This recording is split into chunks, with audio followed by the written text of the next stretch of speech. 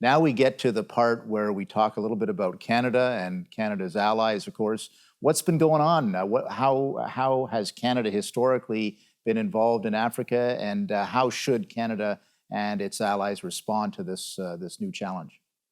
Well, Tony, sadly, Canada hasn't been anywhere near Africa for the past number of years. As much as we like to think of ourselves as a supporter of international aid and development, we haven't been doing much in Africa, and certainly not if you compare it back to the 1980s. Certainly the days of Prime Minister Mulroney. We should recall as a nation, and proudly recall, that Brian Mulroney really led the fight for sanctions and for human rights in South Africa when that country was gripped by apartheid. He received a lot of pushback from other leaders like Prime Minister Thatcher on this. But in 1986, the Western world, Canada included, imposed sanctions, and we saw a change in South Africa. And I think Canada's role was duly acknowledged by people like Nelson Mandela. Since that time, I think that we've slowly stepped back from our presence and our activities in Africa. In the mid 2000s, the Martin government, Prime Minister Martin, the short term that he was there, was able to mobilize a real strong global effort to forgive African debt, and that was a significant program that we engaged in. And during the Harper years, I think a lot of watchers or viewers might be surprised that it was in 2013 actually that Canadian aid to Africa peaked actually.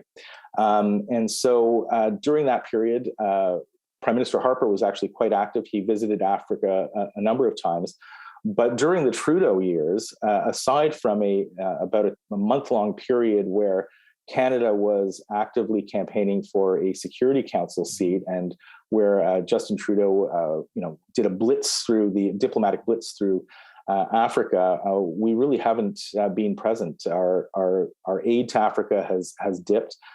Diplomatically, I've been told by European officials who I interviewed for this report that Canada is largely seen as being diplomatically absent from Africa, and there are a lot of opportunities there. To be quite frank, China and Russia clearly identified those opportunities. Many of them are in the resource industry, or in the resource sector rather. But Africa is a growing nation. It's going to be one of the most populous nations in the next 20 to 30 years, continents rather, right. In the next 20 to 30 years.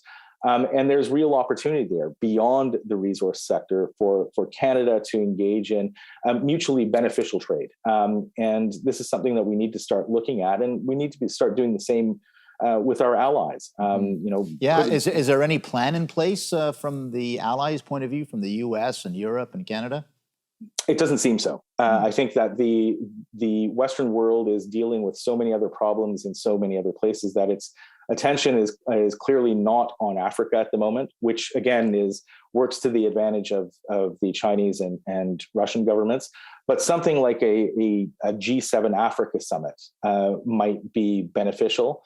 To bring African nations together with Western nations and to start that dialogue, because at the moment there's just really nothing going on. Certainly not in the Canadian context, but I think in the broader Western context, things seem rather quiet. Has it at all been talked about I'm thinking of the G20 and the G7? Has this topic come up yet? It doesn't seem that it's come up in any meaningful way over the past few years.